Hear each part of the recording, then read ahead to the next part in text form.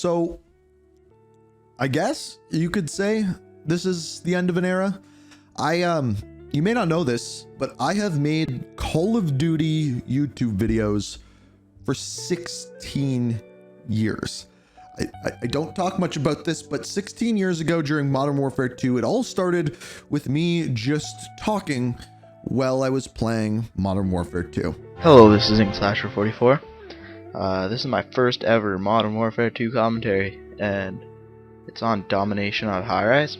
I never expected this to become a job or get paid from it or anything of the sort, but eventually things started to come together. It wasn't until years later when my YouTube videos actually started to get some traction and get some views. It kind of started with Advanced Warfare, where I would actually take the various different weapon variants in that game and pit them against each other head to head, scoring points for different stats and picking a winner. What is up, bros and broettes? I'm Inkslasher 44, and today we're making a versus video. This is a series where we compare two guns head to head to see which one is better and to make you a better Call of Duty player. So today we are comparing the HBRA3 Insanity versus the BAL27 Obsidian Steed. Now this is a super, I think, important comparison because these two are pretty much the best two weapons. But it was shortly after that where supply drop openings happened. What is up, bros and broettes? It's Inkslasher 44, and it is Saturday, and on Saturdays we open supply drops. So yes, just like everyone else who made Call of Duty videos, I was putting together supply drop openings pretty much weekly. The difference that I was doing though is I wasn't purchasing them. I earned each and every one and then opened them up, which also meant you got worse things. Now, after that, my channel got a little bit stagnant until Black Ops 3.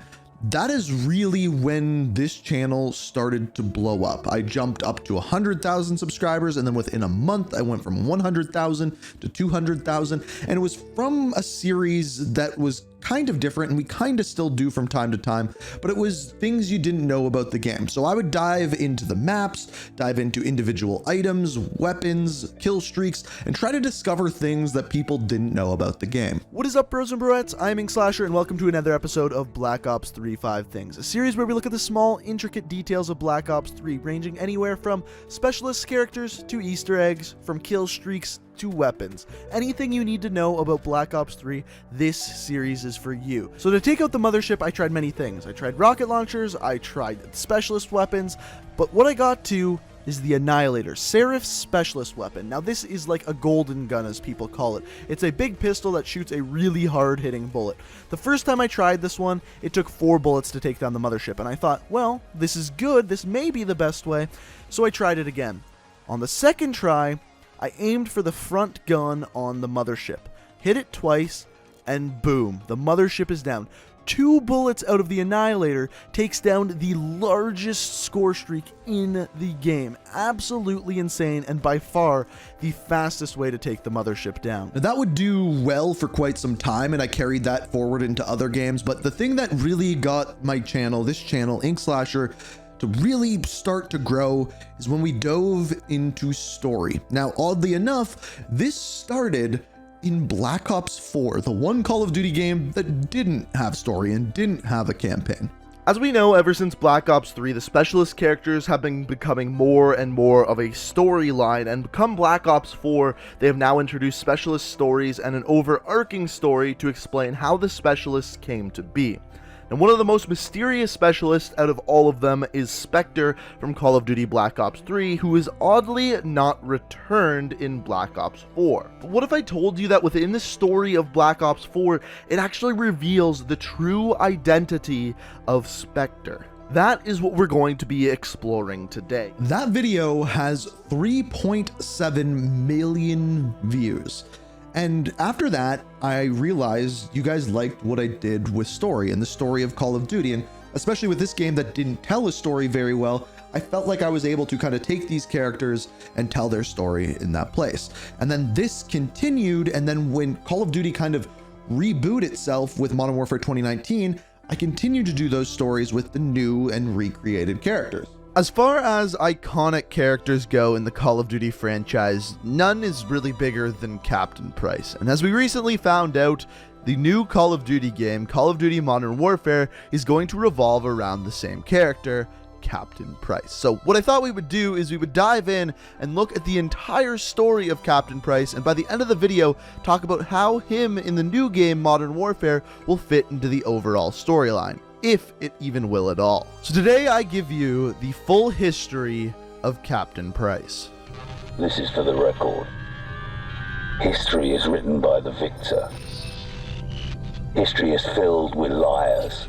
That video has 4.6 million views, and after that I just kind of continued with that momentum, and with a game like Black Ops Cold War, it was very easy to make these videos pretty frequently about the story, as they were doing things like adding in seasonal content with a pretty good story and everything like that. But all while covering the story of Call of Duty, I was also covering updates, I was covering daily events, every new thing that would come out about the next Call of Duty game, and pretty much every single day I would have a new Call of Duty video. And that was great for a while, but eventually things started to go away from that. Vanguard came out, and then Modern Warfare 2 and Modern Warfare 3, and Call of Duty just became an increasingly toxic place to specifically upload daily videos. You could talk about a random character, and people would scream at you, call you a shill, and all of these things. And that, over time, wears on you, but there is also a part of you that kind of gets used to it. And all of that was going on, and then this year, this all happened.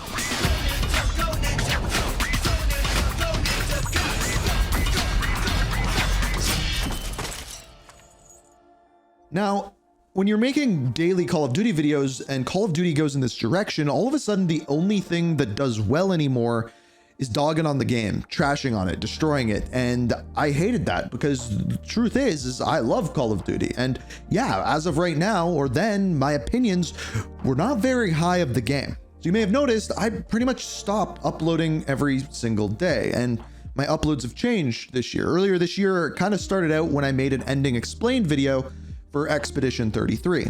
And then other games came out like Silent Hill, and we covered the ending for that and a timeline for that. And slowly what I realized is, yeah, I love talking about Call of Duty, but I also love talking about story. The problem is the YouTube algorithm. You see, because I've done this for 16 years, there was a time when the way that YouTube worked is if you had 1 million people subscribed to you, you would upload a video and 1 million people would get sent, or at least shown, that video on their timeline. That doesn't work anymore. Subscriber number doesn't seem to mean much whatsoever. It's all about if YouTube is going to push out your videos or not. And generally, if you upload one video talking about Fortnite and one video about Call of Duty, half of your audience of those 1 million people will be split half to Fortnite and half to Call of Duty, and then it won't push either of them as much because your audience isn't, or at least half of them, isn't interested in what you're talking about. So now, all channels seem to need to have like a niche. Am I just a Call of Duty channel? Am I just a Fortnite channel? Am I just focused on this one game? And it's frustrating because it's very difficult to span multiple different games. So yeah, half of you may want to watch me for Call of Duty story, others may just want other game stories, and some of you may want to know what the most recent update is for Call of Duty. So how am I going to make that work? And that's kind of what I struggled through this year, but I think I've figured it out. And no longer will any updates, patch notes, anything like that go up on this channel.